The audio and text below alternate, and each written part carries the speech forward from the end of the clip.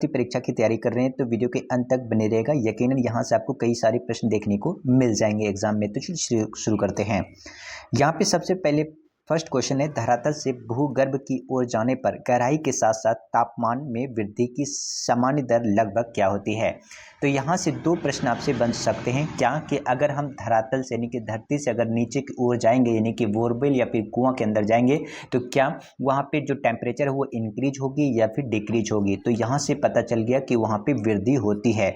अब यहाँ पे इस क्वेश्चन में पूछ रहा है कि कितना सेंटीमीटर जाने पर नीचे या कितना मीटर नीचे जाने पर कितना डिग्री टेम्परेचर इंक्रीज होता है। तो यहाँ पे आंसर हो जाएगा कि 32 मीटर अगर आप नीचे जाएंगे तो वहाँ पे 1 डिग्री सेंटीग्रेड यानी 1 डिग्री सेल्सियस जो है वहाँ पे टेम्परेचर इंक्रीज होता है। यानी कि धरती के आप नीचे जाएंगे तो टेम्परेचर वहाँ पे बढ़ता है।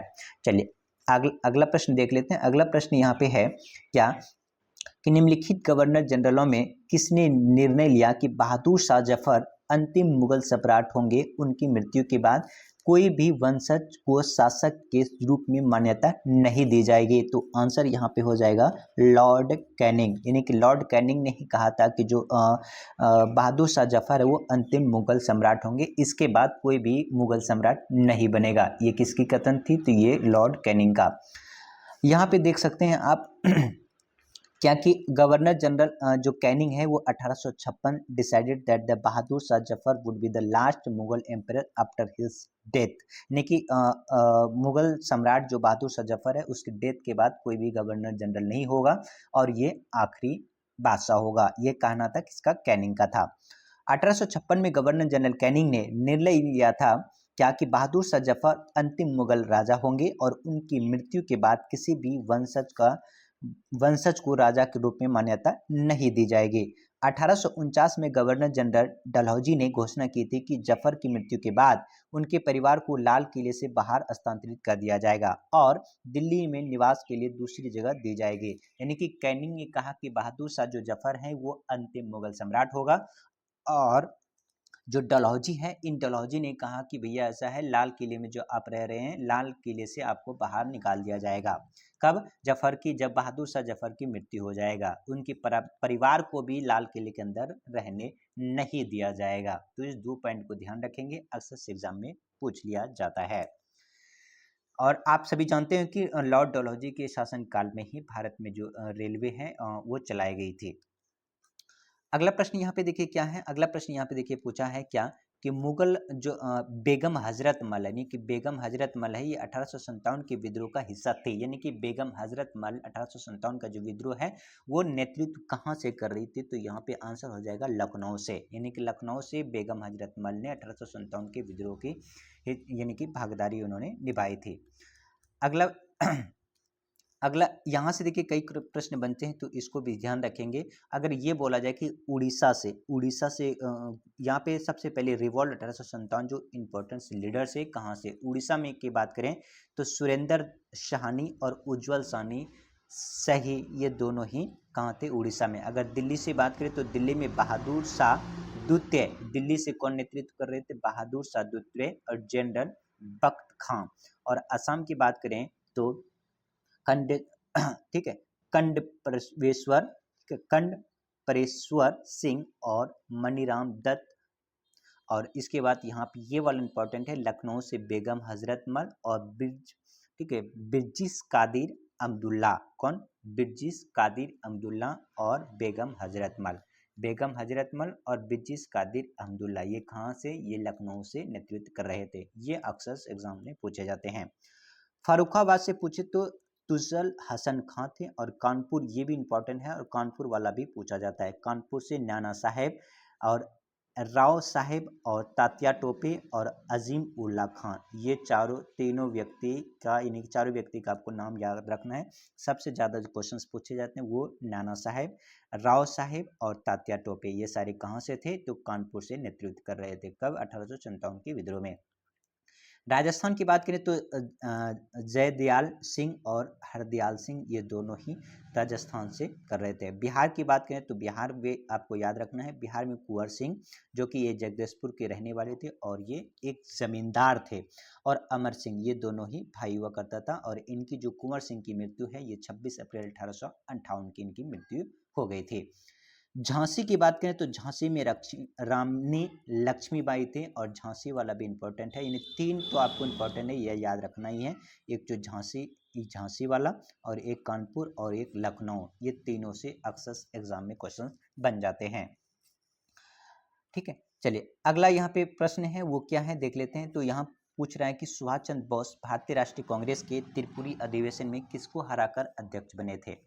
तो यहाँ पे जो सुभाष चंद्र बोस है, वो 2 बार इन्होंने कांग्रेस की अध्यक्षता की थी। पहला किया था उन्होंने 1938 ईस्वी में, और दूसरा किया था 1939 ईस्वी में। लेकिन यहाँ पे अगर बात करा जाए, तो यहाँ पे सुभाष चंद्र बोस ने भारतीय राष्ट्रीय कांग्रेस की त्रिपुरी अधिवेशन में पूछा है, तो यहाँ पे पट्टाभी सीतारामैया को हराकर, और इन्होंने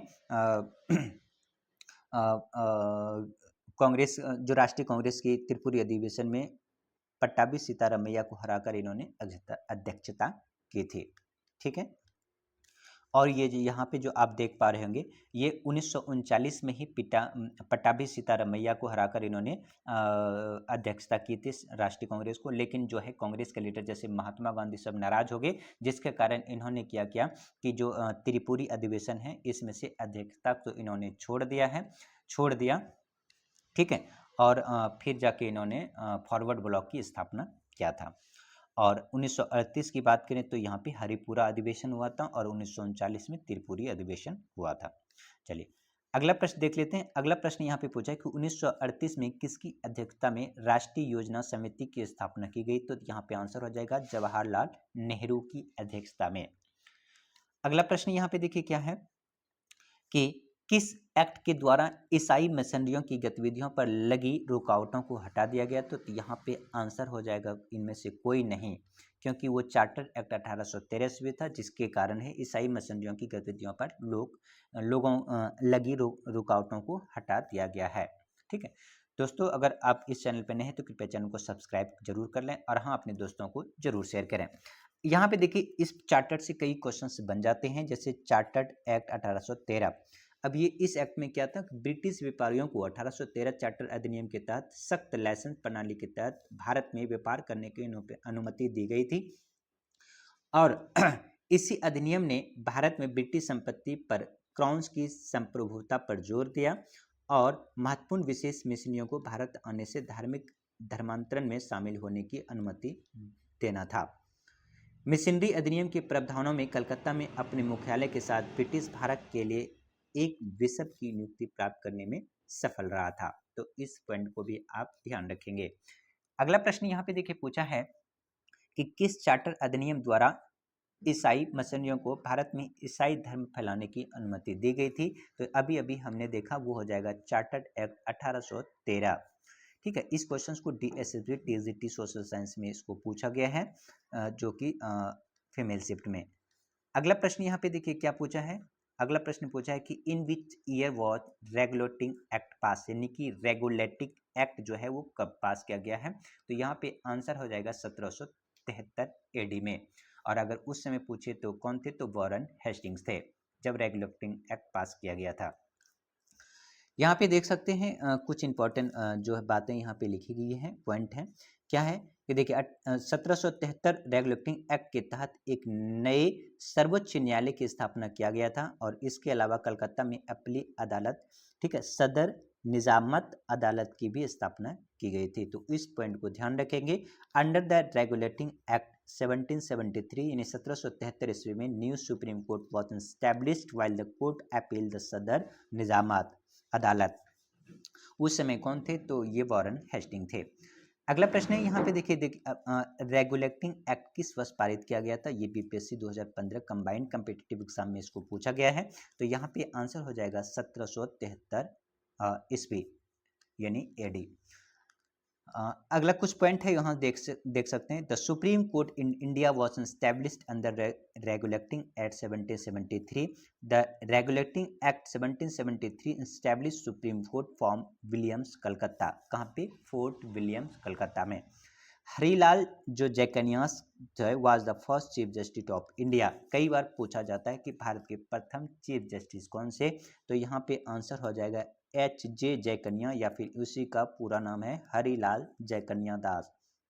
ठीक है, तो on the 28 January 28 January 1950, 2 days after India became the sovereign democratic Republic, the supreme court came into the begin. यानी कि 28 जनवरी 1950 को हमारे जो सुप्रीम कोर्ट है वो कॉन्स्टिट्यूट में आया था, डेमोक्रेटिक रिपब्लिक में आया था, यानी कि काम करना इन्होंने शुरू कर दिया था कब? 28 जनवरी 1950 से। अगला प्रश्न है, देखिए अगला प्रश्न यहाँ पे पूछा गया है, राष्ट्रीय Janata Dal was established in which year. यानी कि राष्ट्रीय जनता दल बोले तो आरजेडी, और ये आरजेडी किनकी पार्टी है? तो लालू प्रसाद यादव की पार्टी है, जो कि अभी वर्तमान में आरजेडी को लीड कर रहा है तेजस्वी यादव। ठीक है, तो यहाँ पे यही पूछा है कि राष्ट्रीय जो जनता दल है यानी कि आरजेडी है वो किस बार इस्टेब्लिश किया गया था? तो यहाँ पे आंसर हो जाएगा 1997 में आरजेडी किया गया था। वही अगर जेडीयू की बात करें यानी कि जेडीयू जनता दल यूनाइटेड जो नीतीश कुमार की पार्टी है, तो 1 साल के बाद 1998 में जेडीयू की स्थापना किया गया था।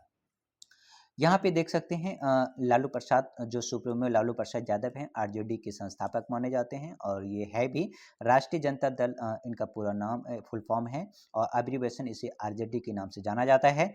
और National People's Party is an Indian political party based on the state of Bihar and Jharkhand and Kerala. यहाँ पर जो ये आरजेडी है वो National People's Party is an Indian political party है, जो कि ये बिहार, झारखंड और केरला में काम करती है। पार्टी वॉज फाउंड इन 1997, यानी 1997 में इस पार्टी को गठन किया गया था, और ये लालू प्रसाद यादव ने गठन किया था। ठीक है, वर्तमान में ये तेजस्वी यादव इस पार्टी को लीड कर रहा है। अगला यहाँ पे देखिए कुछ महत्वपूर्ण इंपॉर्टेंट यहाँ पे पार्टीज के नाम है जो कि अक्सर एग्जाम में पूछे जाते हैं। देख लेते हैं कौन कौन सी पार्टी जो है। पेपर में कई बार ये पूछा जाता है कि वर्तमान में कुल राष्ट्रीय यानी कि कुल राष्ट्रीय दल कितने हैं, यानी कि राष्ट्रीय पार्टी कितने हैं, तो कुल मिला के अभी जो राष्ट्रीय पार्टी है वो कितने हैं? 6 पार्टी है। पेपर में अक्सर एग्जाम में बन जाते हैं। तो वो कौन कौन से 6 राष्ट्रीय पार्टी हैं? जो राष्ट्रीय मान्यता प्राप्त पार्टी है वो कौन कौन से हैं? भारतीय राष्ट्रीय कांग्रेस है, जिसे आईएनसी इंडियन नेशनल कांग्रेस बोला जाता है, और इसकी स्थापना 1885 में हो जाता है। वही भारतीय राष्ट्रीय जनता पार्टी कहते हैं, जैसे बीजेपी है, बीजेपी यहाँ पे देखिए आईएनसी की बात करें तो ये 1885 में इनकी स्थापना होता है, और ये जो इनकी भारतीय राष्ट्रीय कांग्रेस का स्थापना ए.ओ. ह्यूम के द्वारा किया जाता है। अब पहला जो इसकी कांग्रेस की जो पहला अध्यक्ष होते हैं वो डब्ल्यू.सी. बनर्जी होता है। भारतीय जनता पार्टी यानी बीजेपी की बात करें तो बीजेपी की जो स्थापना है ये 1980 में होता है, और बहुजन समाजवादी पार्टी यानी कि बीएसपी की बात करें तो ये 1984 में बीएसपी के गठन होता है। और वही अगर भारतीय कम्युनिस्ट पार्टी सीपीआई मार्क्सवादी की बात करें तो 1964 में इसकी स्थापना होता है।